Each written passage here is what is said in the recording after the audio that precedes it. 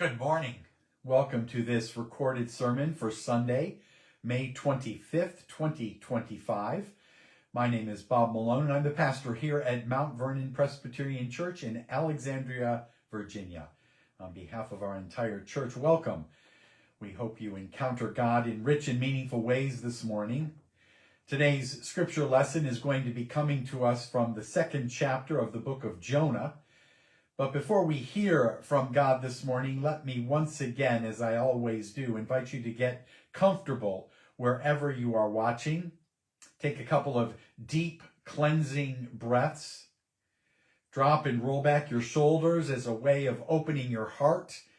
And listen now for that still small voice and all that God is saying to you today. Then Jonah prayed to the Lord from the belly of the fish, saying, I called to the Lord out of my distress, and he answered me. Out of the belly of Sheol I cried, and you heard my voice. You cast me into the deep, into the heart of the seas, and the flood surrounded me. All your waves and billows passed over me. Then I said, I am driven away from your sight. How shall I look again upon your holy temple? The waters closed in over me. The deep surrounded me. Weeds were wrapped around my head. At the roots of the mountains, I went down to the land whose bars closed upon me forever. Yet you brought up my life from the pit, O Lord. As my life was ebbing away, I remembered the Lord, and my prayer came to you into your holy temple. Those who worship vain idols forsake their true loyalty, but I, with the voice of thanksgiving, will sacrifice to you. What I have vowed, I will pay. Deliverance belongs to the Lord. Then the Lord spoke to the fish, and it vomited Jonah onto the dry land. Friends, this is the word of the Lord and the poetry of the faithful. Thanks be to God.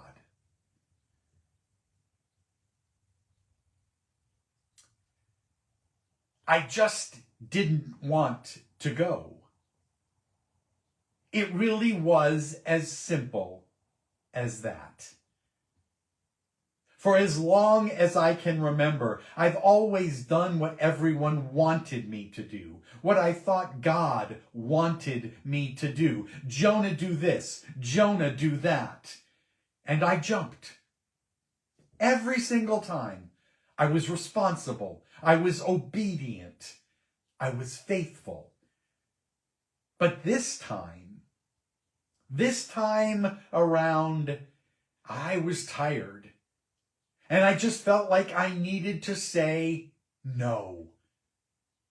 Being faithful all the time, it's hard, right? And sometimes, we all get tired. And when that happens, usually because we've not maintained any boundaries, in those situations, it's just easier to run away, and to try to escape the Spirit's call. You see, no one likes being the bearer of bad news. It's hard to continually have to be the prophet, the one who calls people to account for the way that they're living their lives. Most prophets, we don't like being prophets because the work, it just doesn't win you a whole lot of friends, right? And if I'm really honest, more than that, sometimes it's just hard to stay grounded in God's grace and mercy and love for all, for everyone. You see, those Ninevites that God wanted me to preach to, they were a crazy lot. They were crazy sinners, and everyone knew it. So I knew full well that preaching there was going to take every ounce of patience and grace and mercy that I could muster. And I just didn't feel like I had enough to give. Certainly not to them. If God's judgment was going to fall, so be it. They shouldn't have been screwing up in the first place. Their sin was their problem, not mine. They were just so full of themselves, striving for some kind of worldly greatness that led them to behave in ways that were nothing short of evil. The city, Nineveh, was located in present-day Iraq, the eastern half of what is now the city of Mosul on the Tigris River. Now, back in the day, it was the center of worship to the goddess Ishtar. And in the 7th century BC, when Sennacherib, king of Assyria, made it his capital, it was transformed into one of the most magnificent cities in all of Mesopotamia. And more than just being known as the political and cultural center of the ancient world, it was known for its art and its literature and architecture. But all that greatness was overshadowed by their incredible brutality. They practiced infanticide and child sacrifice. And their national cruelty, particularly in war and in their relationship with other nations, it was well known by all. They ran a government based on lies and deceit, and the hearts of their people were far from God. So clearly I knew someone needed to go there to preach. We all knew that. But why did it have to be me? Why did I, Jonah, have to be the one to go there? Now, perhaps this is a good time for me to stop and tell you that I am not a real person. You know that, right? Jonah is no more a historical figure than Hamlet or Hannibal Lecter, for that matter. My story is just that. It's a story. People don't survive in the bellies of large fish for 3 days, even big fish. In my story, that time that I spent in the watery grave is actually a precursor. Do you know where I'm going? A precursor of 3 days that someone else would one day spend in a grave. So, knowing that I'm not a real person means you really need to get me and all those whales off the walls of your church nurseries. I know some think it's a great story to tell to kids, but the story, my story, is designed for adults. You are the ones the story is meant to reach, because my story, told for generations, has all kinds of messages for you today. First, my story is about sin and its consequences. It's about the sin of the Ninevites, certainly, and the consequences that they were forced to endure, but it's also about my sin, right? And the consequences that I was forced to endure. You see, sin does have consequences. When we violate the laws of God, and please know that I'm not talking about the religious laws created by human beings. I'm talking about the natural laws of God, like kindness and compassion and love for all. When those laws are violated, well, there are consequences.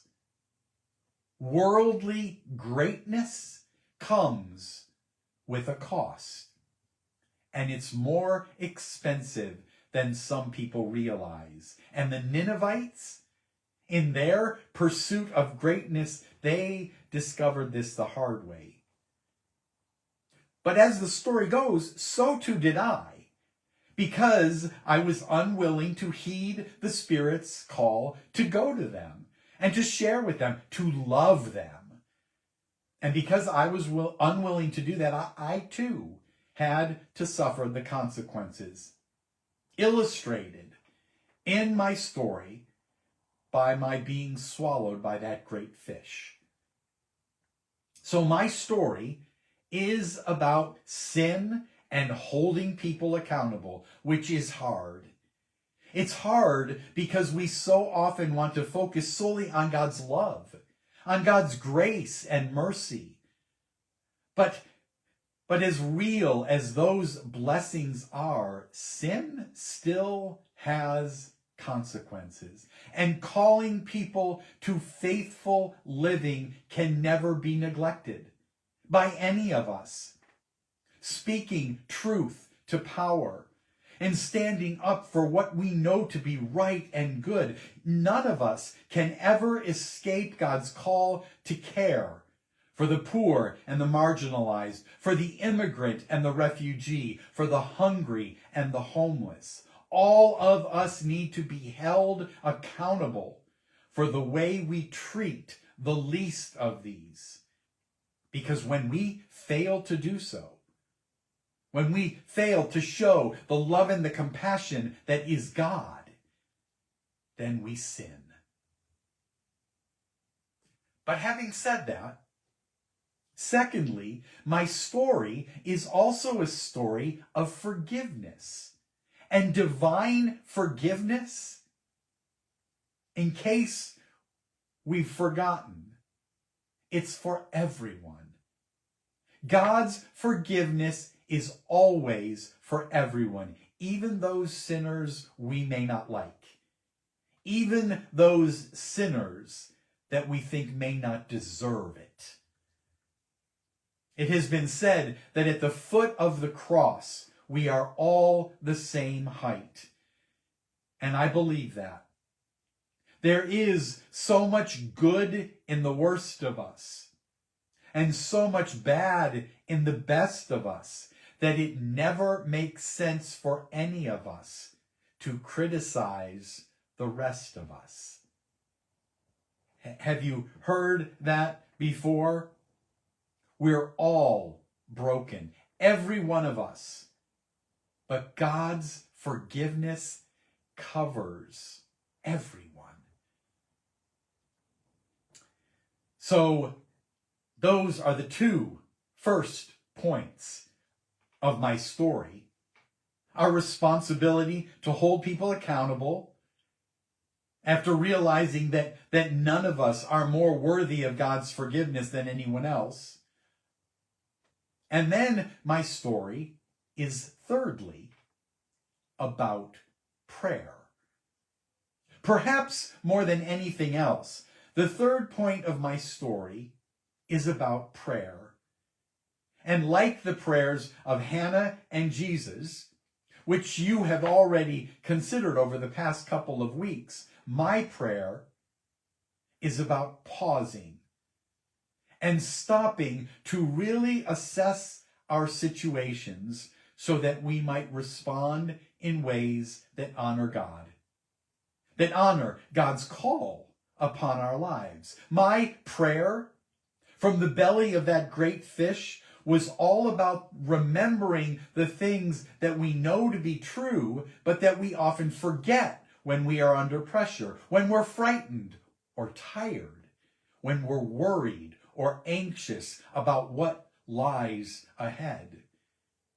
You see, my prayer involved my recognizing that we can never run from the things of God. We can try, don't get me wrong, but we will never get very far. We cannot run from the Spirit. We cannot run from the truth. And we certainly cannot run from our sin or the consequences of our sin. That is what is going on in the passage that we read this morning. What you see happening in my prayer is my coming to terms with the wrongness of my running and the realization that I need to be more receptive to that which the Spirit was calling me to do. Now, when we do this, apparently, the result is something akin to being vomited up on the beach, as the text says, which I have to confess I'm not sure what to do with. I have to admit that I'm not quite sure what the author wanted us to take away from that image. So suffice it to say that coming to the realization that we've done wrong, that's hard. And it doesn't always feel very good. But trying to avoid it, trying to avoid sin, our sin, and its consequences, that is never the answer. Friends, just like Hannah and Jesus himself, my prayer was never about letting God know what I thought needed to be done. My prayer was not a prayer begging God for healing or prosperity or health. Prayer isn't about any of those things.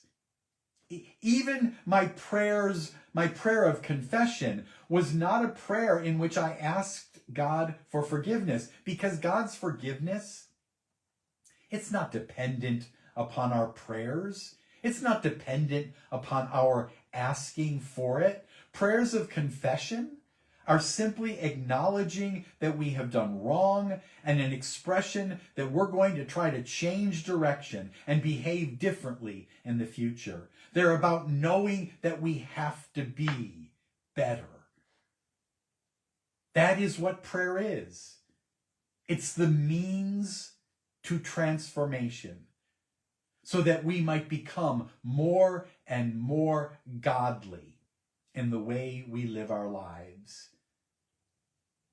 As the story goes, my prayer time in the belly of the fish was a time to pause, to meditate and reflect on my decision to run from God, from God's call, and from the people to whom God was calling me.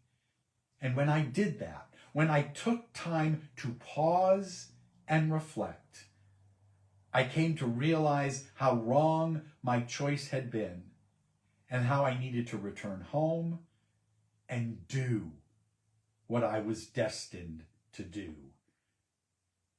That's what prayer does. It's the purpose of prayer. It's a discipline that puts us in a place where our hearts and our minds can be changed. And that's what the prayers of God's people in the Bible can teach us. Whether they come from the lips of Moses or Miriam, David or Daniel, Esther or Ezra, they are prayers that reflect the things that we have considered over the past few weeks.